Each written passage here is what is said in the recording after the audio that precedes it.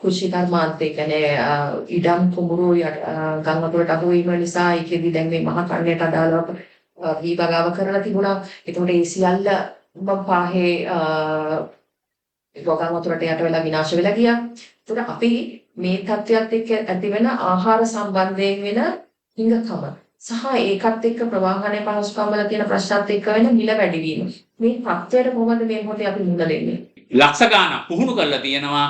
රුපියල් බිලියන 350ක් විතර වියදම් කරලා තියෙනවා. ඒවට වෙච්ච දෙයක් නෑ වගේ තමයි දැන් අපිට වෙනසක් දැන්වත් මේ හරි නායකත්වයකින් මේ හරි සම්බන්ධීකරණයකින් මේ ඉදිරි මාසේ හමාරවත් වැඩකටයුතු කිරීමට තමයි අපි ශනික සහ කෙටි කාලීන පියවරක් විදිහට අපි අවධානය යොමු කළ යුතු වන්නේ. අයිබෝල් අද දවසේ අපි මේ දිග්බා කුණාටුව හමා යාමෙන් පස්සේ ඇතිවෙච්ච තත්ත්වයක් අද දවසේ අපේ මිනිසුන් මුහුණ දෙන තත්ත්වයක් සම්බන්ධයෙන් සහ ඒ සම්බන්ධයෙන් අපිට ගත ක්‍රියාමාර්ග සම්බන්ධයෙන් අශෝක අබේගුණවර්ධන මහත්මයා සමග කතා බහ කිරීමට තීරණය කර අපි එතුමාව ආදරෙන් පිළිගන්නවා සුබදෑසනක් කියලා. එසේනම් අපි කතා කරගෙන යමු මොකද මේ අවස්ථාවේදී අපි කළ යුතු තත්ත්වය කියන එක. ඒ සම්බන්ධයෙන් අද දවසේ වෙනත් විට තියෙන තත්ත්වය තමයි මරණ සංඛ්‍යාව අද දවස වෙන විට 479ක් දක්වා ඉහළ ගිහිල්ලා තියෙනවා. ඒකට අතුරුදන් වූවන් සංඛ්‍යාව 550ක් දක්වා වැඩි වෙලා තියෙනවා. ඒකට මේ වගේ තත්ත්වයක් ඇතුළතදී අවතන් වූවන් සංඛ්‍යාව සාමාන්‍ය පවුල් හැටියට ගත්තොත් 53000 ගණක පවතිනවා. සාමාන්‍ය පුද්ගලයන් හැටියට ගත්තොත් 2,01,000 ගණක පවතිනවා. මේ වගේ ව්‍යසනකාරී කුණාටුවක් ඇවිල්ලා ගියපු වෙලාවකදී මේ මොහොතේදී අපි කරන්න පවතින තත්ත්වය කුමක්ද කියන එක අපි මුලින් අශෝක මහත්මයාගෙන් දැනගෙන විස්තර කරමු.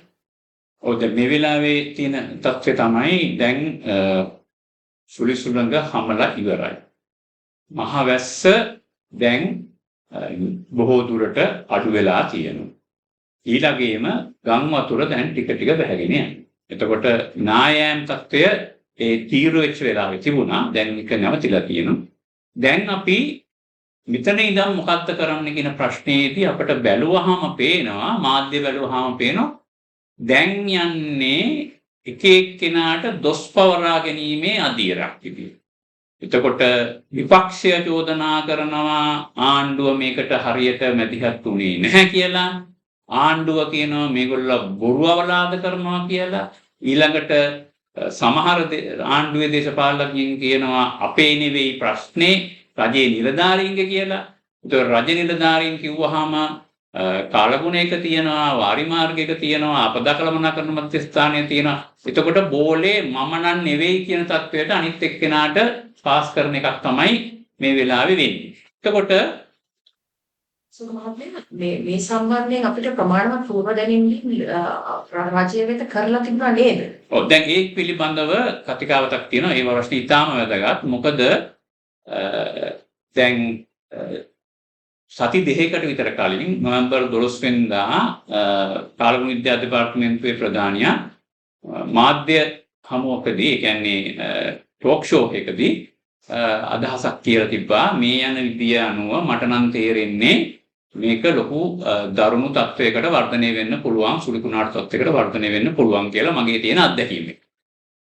හැබැයි දැන් ඒක පෙන්නලා දැන් කට්ටිය කියනවා දැන් මේ ආණ්ඩුව කිව්වා මොකුත් කරේ නෑනේ සති දෙකක් තිස්සේ යනකම්. ඒ සම්බන්ධයෙන් අපිට දකින්න ලැබෙන තත්ත්වය තමයි පසුගිය සති දෙක පුරාවට ජනාධිපතිවරයාගේ කාලසටහනක් තියලා තියෙන්නේ. ඇත්තටම මත්ද්‍රව්‍ය සම්බන්ධයෙන් සහ සිනමා සම්බන්ධයෙන් තමයි ওই කාලේ වැඩිපුර වැය කරලා තියෙන්නේ. නමුත් මේ දැනුම් දීම් සම්බන්ධයෙන් නිසි අවධානයක් ජනාධිපතිවරයා විසින් ලබා දී නෑ නේද? දැන් මෙහෙමයි. ඒකේ කතන්දරේ ඇත්ත වශයෙන්ම ගත්තොත් මෙතන අපි මේ එක එක්කෙනාට ඇඟිල්ල දික් කරගන්න නැතුව ඇත්තම ප්‍රශ්නේ මොකක්ද කියලා හඳුනගත්තා නම් හොඳයි. දැන් හැමෝම එකිනෙකාට ඇඟිල්ල දික් කරගෙන අරයා වැරදි මෙයා වැරදි කියන එක තමයි කියන්නේ.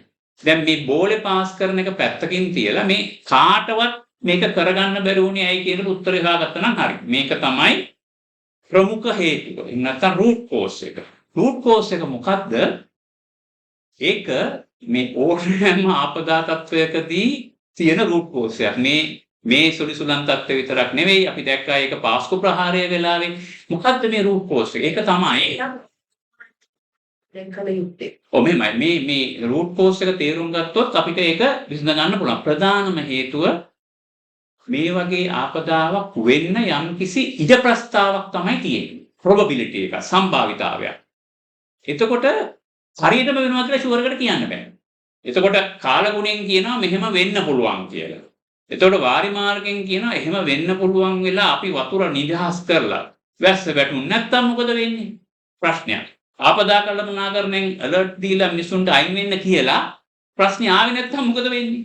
ආයි පාරක් දෝෂාරෝපණය ඒගොල්ලන්ට එනවා. එතකොට මේ වගේ ව්‍යසන තත්වයන් තුල ආපදා තත්වයන් තුල අවදානම් සහගත තත්වයන් තුල එන ප්‍රධානම ප්‍රශ්නය තමයි ලීඩර්ෂිප් එක පිළිබඳ ප්‍රශ්න.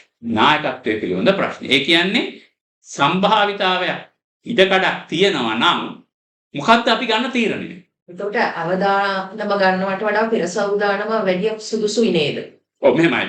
දැන් පෙර සූදානම් වීමේ ක්‍රියාවලියක් සාමාන්‍යයෙන් තියෙනවා. දැන් මේ සිද්ධියේදීත් අපිට ඉදිරි පෙරසරහන සාකච්ඡා කරන්න පුළුවන් පෙර සූදානම් වීමේ ක්‍රියාවලියක් තියෙනවා.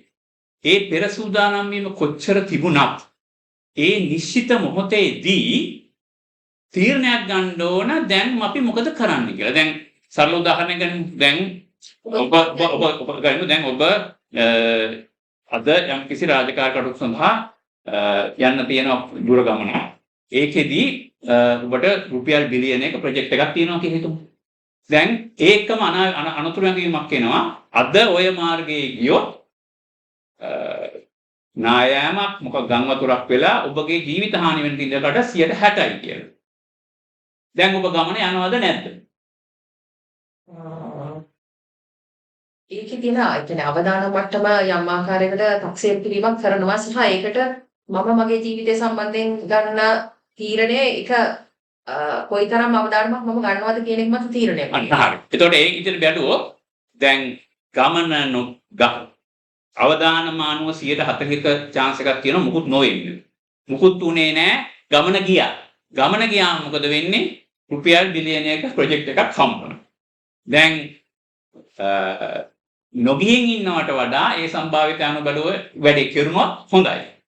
යම් විදියකින් අවදානමය 60ක් තියෙන නිසා ගමන නොගියෙන් හිටියොත් ඔබට වෙන පාඩුව රුපියල් බිලියනයක්. ඒක එක පැත්තක් ප්‍රශ්න දෙකක්. අනිත් පැත්ත තමයි විය හැකි විපත පිළිබඳ ප්‍රශ්නය. දැන් ගමන නොගියොත් මට රුපියල් බිලියනයක් පාඩුයි.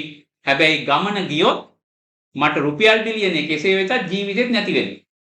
එතකොට එහෙමනම් මේක ඔය හර්මන් ඩේලිගේ ඔය ශාස්ත්‍රයක් තියෙනවා කියන ප්‍රතිලාභය නෙවෙයි බලන්න ඕනේ අවදානම පැත්ත. පාඩුව පැත්ත තමයි බලන්න. එතකොට ඒ අනුව කිසියම් කෙනෙක් කිසි තැනකදී තීරණය කරනවා. ඒක දැන්න තියෙන ව්‍යුහය අනුව නම් ජනාධිපතිතුමා තමයි ගන්න ඕන. මොකද ආපදා ක්‍රමනාකරණය පිළිබඳ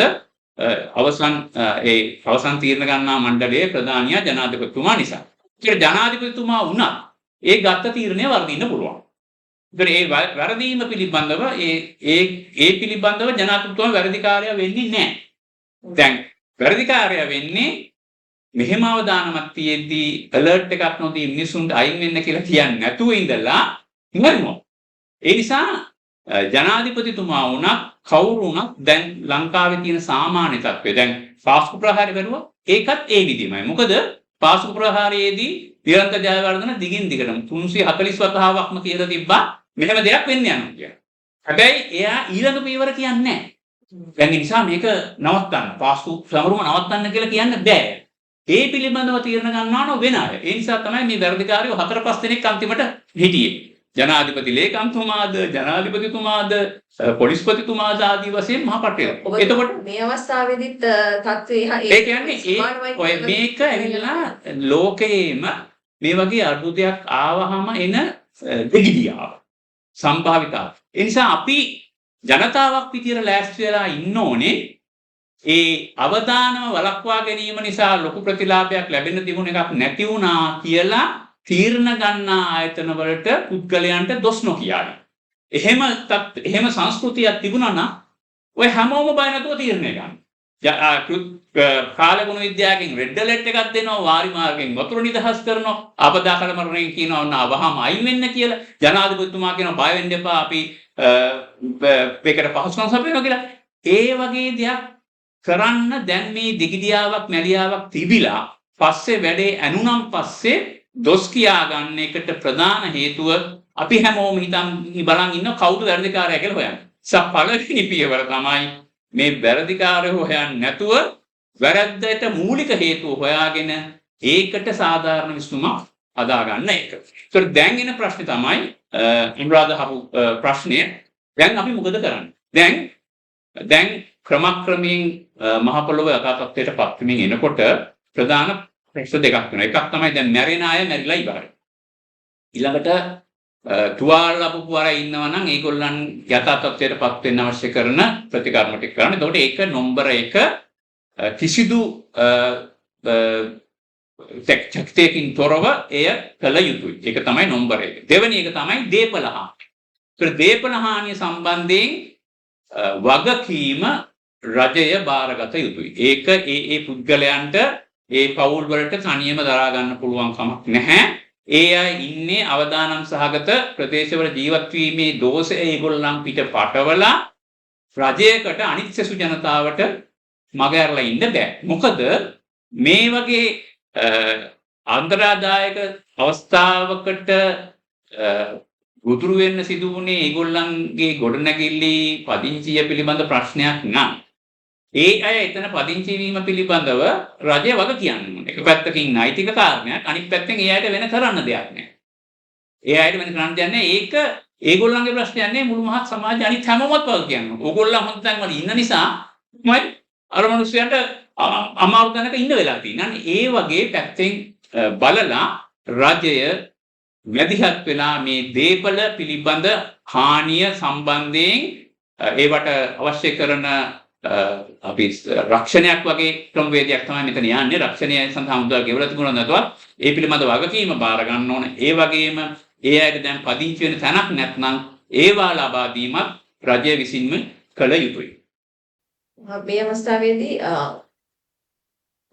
යටිතල පහසුකම් බිඳවැටීම සහ අපගේ ප්‍රවාහන පද්ධතිය සංනිවේදනීය පද්ධතිය බිඳවැටීම සම්බන්ධයෙන් අපි ප්‍රශ්නයකට මුහුණ දෙමින් සිටිනවා. මේක සම්බන්ධයෙන් අද පවතින තත්ත්වය සහ යථාවත් කරගැනීම පිළිබඳ ඔබතුමා ගන්න අදහස මොකක්ද? ඔව්, ඒක ඇත්තටම ඒක වැදගත් කාරණයක්. මොකද පළමුවෙන්ම වෙන්නේ ওই වගේ සිද්ධියකින් පස්සේ වතුර නැති වෙනවා, ලයිට් නැති වෙනවා, සංනිවේදනය නැති වෙනවා. ඊට පස්සේ පාරේ ගන්න පාරවල් නැති වෙනවා. දැන් ඒ පිළිබඳ වගකිය යුතු ආයතන කොහොමද තියෙන්නේ? එවන රත්තු කිරීම පිළිබඳ වගකිය යුතු ආයතන. හැබැයි ඒගොල්ලන්ට මේ වගේ ආපදා තත්ත්වයක් පිටදී අවශ්‍ය කරන දේවල් කරන්න අවශ්‍ය කරන ප්‍රතිපාදන නැහැ. ඒ නිසා රජය වගකීමක් විදියට සලකලා ඕන කෙනෙක්ගෙන් උදව් පොතෝ ගත්තට කමක් නැහැ.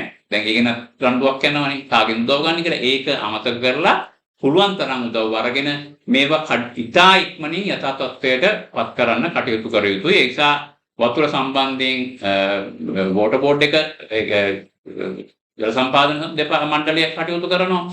ඒ වගේම විදුලි සම්බන්ධයෙන් විදුලි බල ලංකා විදුලි බල මණ්ඩලය කටයුතු කරනවා.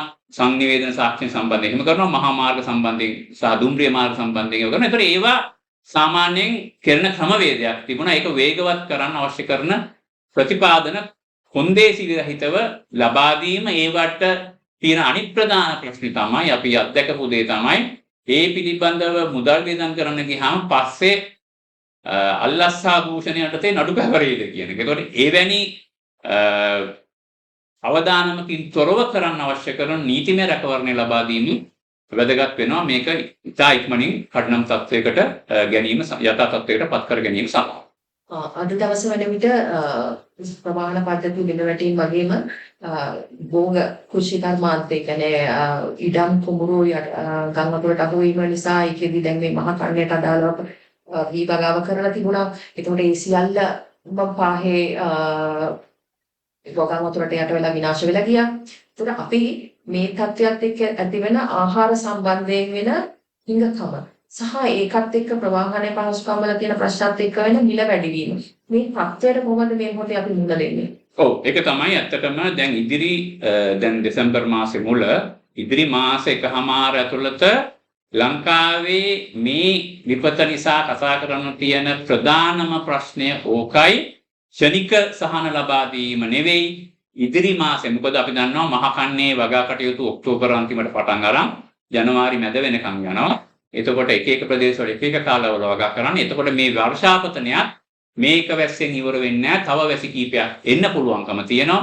ඒ නිසා මේ මහ කන්නය විනාශ වෙන්න නොදී ගොඩ දාගන්නේ කොහොමද කියන කාරණය තමයි වැදගත් වෙන්නේ. එක පැත්තකින් වැඩ රටේ ආරක්ෂක ස්වභාවයට, අනිත් පැත්තෙන් වැදගත් ගොවියා ඊළඟ මාස 6 ජීවත් වෙන්නේ කොහොමද කියන ප්‍රශ්නයට. ඉතින් ඒ නිසා මේක තමයි ඉතුරු වෙලා තියෙන ප්‍රධානම ප්‍රශ්නේ. මොකද මෙතන අපි දන්නවා මෙහි මහවැස්ස වැටෙනකොට වාරි මාර්ගයේ අනිත්‍යවයි වගාව පටන් ගන්න කියලා උපදෙස් දීලා තිබුණා. ඒක සම්පූර්ණ වැරදි උපදේශයක්. නමුත් ඒ උපදේශය දීලා තිබ්බ නිසා ගොවියන්ට කරන්න දෙයක් නෑ, වගා කරන්න සිද්ධ වුණා. වගා කරන් පස්සේ මොකද වුනේ? එතකොට එයාට ගොවි බිම සකසන්න ඕන. ඒකට ලොකු පිරිවැයක් ගියා. ඊට පස්සේ බීජ ඕන. බීජ වලට පිරිවැයක් ගියා. ඊට පස්සේ පෝර දාන්න ඕන. පෝර වලට පිරිවැයක් ගියා. දැන් ගොවියා මාස 6ක ආයෝජනය කරලා ඉවරයි. දැන් ඒ සේරම වතුරේ. ඒ සේරම දැන් මහ මුහුදට ගිහිල්ලා. එතකොට දැන් ගොවියා කොහොමද එක පිට තව වතාවක් මේ කන්නේටම ආයෝජනය කරන්නේ? ගොවියා කොහොමත් බොහොම දුෂ්කරතා මැද තමයි මේ ආයෝජනය කරන්නේ. 4 අතේ ණය වෙලා. ඒක ණය ඩබල් වෙනවනේ. මේක කොහොමද විසඳගන්නේ? මෙන්න මෙතනදී තමයි රජයේ කාර්යභාරය ඉතාම වැදගත්. මේ පිළිබඳ සම්පූර්ණ වගකීම රජය බාරගත යුතුයි. රජය අනිවාර්යයෙන්ම මේ ආපදා සහනයක් විදියට ඒ වන්දි ලබා දිය යුතුයි. ඒවා ශනිකව කෙරුවා යුතුයි. මොකද එකපාරක් දැන් ණය වෙලා මේ පටන් ගත්තා. දැන් දෙවෙනි පාර ණය වෙන්න ක්‍රමයක් නැහැ.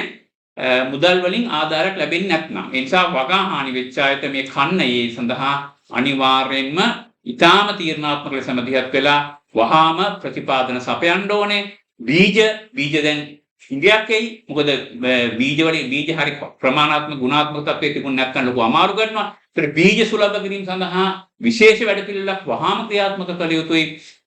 ඒ වගේම පොහොර සැපීමත් අනිවාර්යයෙන්ම කළ යුතුයි. ඒතර මේ කාරණා තුන කරන්න ඕනේ. හැබැයි තව එක වැදගත් කාරණයක් තියෙනවා. ඒක තමයි මේකෙන් පස්සේ ආයි පාරක් මේ මාසේ අන්තිම වෙනකොට ආයි පාරක් ගම් වතුරක් ආවොත් මොකද කරන්නේ? මම ඊට කලින් ඔබතුමාගෙන් මෙහෙම ප්‍රශ්නයක් අහන්නද? දැන් අපේ ජනතාව හරියම අන්‍යෝන්‍ය සහයෝගයෙන් සහ විපතේදී අනේකාට උපකාර කරන්න ඕන කියලා කරන ඉන්න ජාතියක්. නමුත් සමස්තයක් හැටියට අපි මේ වෙලාවේදී ආණ්ඩුවේ පැහැර හැරීම නිසා හරි මේ වෙච්ච ඛේදවාචකයේ අක්තාම ඇත්තටම වෙච්ච ව්‍යසනයේ පක්ෂේරු කරලා නැහැ. කොච්චර ව්‍යසනයක් පාළුවක් අපිට වෙලා තියෙනවද කියලා.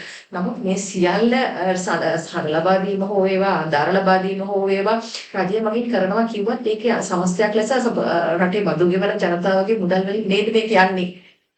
හරිම ඉතාම සාධාරණ ප්‍රශ්නයක්. එතකොට ඒකේ පැති දෙකක් තියෙනවා. එකක් තමයි ඒ විපතටපත් වෙච්ච ප්‍රජාවට තනියම මේක කරගන්න පුළුවන් දෙකෙනෙක්. අනිත් එක තමයි දැනටත් බඩු මිල ඉහළ ගිහිල්ලා නොයෙක් දුෂ්කරතාවයකින් ජනතාවගෙන් අය කරගන්නා බදු වලින් මේ පහසුකම් සැපීම සුදුසුද නැද්ද කියලා. ඒතර මේකෙදි ක්‍රම කීපයක් තියෙනවා බලන්න පුළුවන්. ඒ කියන්නේ සමස්තයක් විදිහට රටේ ආර්ථිකය පැත්තෙන් බලලා ආයෝජනය කිරීම කාටවත් හානියක් වෙන්නේ නැහැ. මොකද රටේ සුරක්ෂිතභාවය ලැබෙනවා.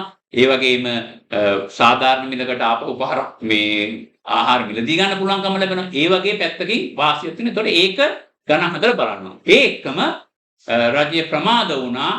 ජාත්‍යන්තර ආයතන මේ වගේ වෙලාවලට කොන්තරම් ගන්න පුළුවන්. නොඑක් ජාත්‍යන්තර ආයතන තියෙනවා. ඒගොල්ලන් සැදී පැහැදී ඉන්නවා. මොකද අපි වෙන මොකක් කරකට විපතක් වුණාම අපි උදව් කරනවානේ. ඒ වගේ ජාත්‍යන්තර ආයතන තියෙනවා, රටවල් තියෙනවා. ඒගොල්ලන්ගෙන් අපි හරි ආයතනයක් කරාම ඒ ප්‍රතිපාදනත් ලබා ගන්න පුළුවන්. ඒ වගේම අපි දන්නවා ඔබ කිව්වා වගේ මිනිස්සු ලංකාවේ මිනිස්සු ඇත්තටම සමාජශීලී. ওই බටහිර රටවල මිනිස්සු වගේ නෙමෙයි. බොහොම සමාජශීලී අන්‍යෝන්‍ය උපකාරයෙන් තමයි වැඩි හරියක් අපේ උරුමය තියෙන්නේ, අපේ හැදියාව තියෙන්නේ. ඒක නිසා ඕනෑම විපතකදී දඩබඩ ගාලා හැමෝම උදව් කරනවා. ඒ නිසා ඒක ඒ ප්‍රතිපාදන දෙන්න පුළුවන් ප්‍රමාණයට පොඩි හරි උදව්වක් කරන්න පුළුවන් කෙනෙක්ට ඒ විදිහට කරනවා. ඒ වගේම අපි ආරාධනා කරනවා ලොකු හැකියාවන් තියෙන මුදල් ගොඩක් තියෙන පහසුකම් හැකියාවන් ගොඩක් තියෙන අයට ඒගොල්ලන්ට මේක පිනක් විදිහට සලකලා වුණත් මේකට සම්මාදම් වෙන එක හොඳයි කියලා දැනටමත් ඒක කරනොත් වඩාත්ම වැදගත් වෙන්නේ ඉදිරි මාසය තුල ගොවීන්ගේ ප්‍රශ්නේ විසඳා ගැනීම.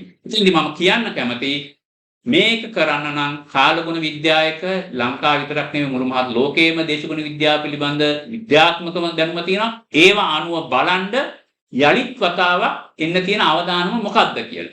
එතකොට මොකද අපි මේ වගා කිරීම සති දෙකකින් ප්‍රමාද කරා නම් ඔය නොවැම්බර් 12 ආපු පණිවිඩයේ අනුව මේ ගොවියා ආයෝජනය කළා නැහැ. එතකොට යාට කිසි ප්‍රශ්නයක් නැහැ. දැන් මේ වෙලාවේ තව මහ වැස්සක් එන්න පෙර නිමිති තියෙනවා නම් ඒකත් දිහා බලලා ජලාශවල ජල මට්ටම දිහා දැන් හොඳ තත්වයක තියෙන නිසා ඡන්නේ පොඩ්ඩක් එහාට දිග්ගැස්සුණා සමක් නැහැ කියලා සැලසුම් කිරීමයි වැදගත් වෙන්නේ. නිසා මෙන්න මේ කාරණා පිළිබඳ අවධානය යොමු කිරීම එකිනෙකාට දොස් කවුරුරා ගැනීමට වඩා වැදගත් අවස්ථාවක් ක්‍රියාවලිය. මම හිතන්නේ අපි ආයතන අතර ඒ කියන්නේ කෘෂිකාර්ම දෙපාර්තමේන්තුව වාරි මාර්ග දෙපාර්තමේන්තුව කාලගුණ විද්‍යා දෙපාර්තමේන්තුව මේවා ඉන්ටර්කනෙක්ටඩ් නැත්නම් අන්තර් සම්බන්ධීකරණයක් නැද්ද? ඒවයි එන දත්තයන් විශ්ලේෂණය කරලා ඒවා ගොවියාට නිසි ලෙස සංනිවේදනයක් සිදුවීමක් වෙන්නේ නැහැ කියන එක දුක හිතන්නේ. ඒක වැදගත් ප්‍රශ්නයක්. මොකද දැන් අපි දැක්ක හොඳටම අර ජනමාධ්‍ය වලට ඇවිල්ලා හරි අසරණ වෙලා ඉඳලාදී. එක එක්කිනා අනේ මම නෙවෙයි වගේ කියන්න. හැබැයි ඒකෙන් එකක් පැහැදුණා. ඒ හැමෝම හරිම දුර්වලයි. ඒ නිලධාරීන් හරිම අසරණයි සහ දුර්වලයි. ඒගොල්ලන්ට මේ ආපදා කළමනාකරණ වගේ ශනික තීරණ අරගෙන වැඩ කිරීමේ පෞරුෂයක් සහිත පිරිසක් නෙවෙයි. හැබැයි ලෝකේ මේ සම්බන්ධයෙන් ඉතාම දියුණු තාක්ෂණයන් සැටලයිට් වලින් බලන්න පුළුවන් කොහෙද ගම් වතුර ගලන්න නියමිත මේ වැටෙන වර්ෂාපතනයේද කොහෙද නායයන් යන නියමිත මේ සියල්ලම A to Z අපට පුළුවන් මේ AI වලින් මේ අලුතෙන් තියෙන මොඩල්ස් වලින් බොහොම පහසුවෙන් හොයාගන්න. හැබැයි ඒකට ප්‍රමාණවත් තරමින් ඇක්සස් එකක් නැහැ කියලා වගේ තමයි අපට පේන්නේ මේ නිර්ධාරීන් කියන බොහොම අහඹු විදිහේ කතාවනේ. අනුරාධ කිව්වා වගේම වැදගත්ම දේ තමයි මේගොල්ලන් අතර අන්තර් සම්බන්ධය. දැන් අන්තර් සම්බන්ධයේ හලන්න කලින් තිබුණු විපත්වලදී සහ ජාත්‍යන්තරව තියෙන ප්‍රවණතා අනුව සැලසුම් හදලා තියෙන්නේ. කණක් තියෙනවා, ඒවට අවශ්‍ය වෙන සැලසුම් හදලා තියෙනවා, ඒවට අවශ්‍ය වෙන ආයතන පිළිවෙල තියෙනවා. නමුත් අපි මේ වෙලාවේ අවංකව ස්වයං විවේචනාත්මකව පිළිගන්න ඕන මේ වැඩපිළිවෙල ප්‍රමාණවත් වෙලා නැහැ. විශේෂයෙන්ම අපි දන්නවා රුපියල් බිලියන 350කට වඩා වියදම් කරලා තියෙනවා මේ පහුගිය අවුරුදු 10 15 තුල මේ ආපදා කළමනාකරණය ප්‍රතිව්‍යුහගත කරලා විධිමත් විදියට හදාගන්න. ඒ මුදලට සම්පූර්ණයෙන් අපතේ යාමක් වගේ තමයි අපිට පේන්නේ. ඒකට අවශ්‍ය කරන පහසුකම් ටික දුන්නා. ඊළඟට මිනිස්සු හැම නගරයකම හැම ගමකම පුහුණු කරපු කට්ටිය ඉන්නවා කියලා තමයි වාර්තාවල තියෙන්නේ. නමුත් ඒ අය කෝ කියන ප්‍රශ්නය දැන් මතුවේ. එතකොට මේ ලක්ෂ ගාණක් පුහුණු කරලා තියෙනවා. රුපියල් බිලියන 350ක් විතර වියදම් කරලා තියෙනවා. ඒවට වෙච්ච දෙයක් නෑ වගේ තමයි දැන් අපට වෙනසක් දැන්වත් මේ හරි නායකත්වයකින් මේ හරි සම්බන්ධීකරණයකින් මේ ඉදිරි මාසේ හමාරවත් වැඩකටයුතු කිරීමට තමයි අපි ශනික සහ කෙටි කාලීන පියවරක් විදිහට අපි අවධානය යොමු කළ යුතු වන්නේ. හරි අද මේ මොහොතේ අපත් සමග මේ සාකච්ඡාවට සම්බන්ධ වුණාට ඔබතුමාට දෙහිවින්ම ස්තුතියි. අපි නැවතම මේ වගේ වැඩසටහනකින් මේ දික්වා සුලිකුණාටුවත් එක්ක රටට ඇති වෙච්ච තත්ත්වය අපි එකෙන් ඉක්කොට ඉන්න මොකද්ද කළ යුත්තේ කියන මේ සාකච්ඡාව තව දුරටත් ඉදිරියට අරගෙන යන බලාපොරොත්තු වෙන ඔබෙන් සම්බන්ධ වෙනවා. ස්තුතියි.